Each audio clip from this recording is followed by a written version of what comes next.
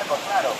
Cuando me quede que falta un trozo de madera, pensar que no vale un trozo de madera que falta, es posible llamar a que espera para ir a poner. Pero está fresco, puede pasar.